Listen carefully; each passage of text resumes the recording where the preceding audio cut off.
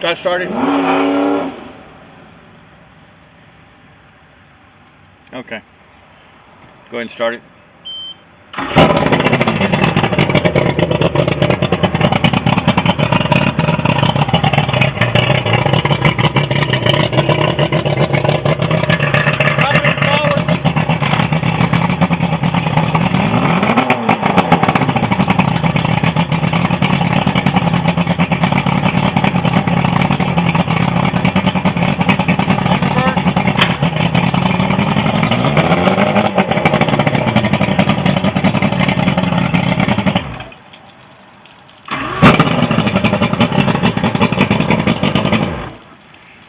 And this motor had a faulty oil pump, so we did a oil pump delete.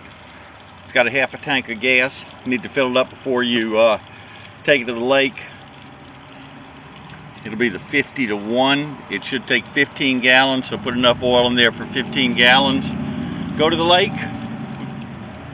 Should be good.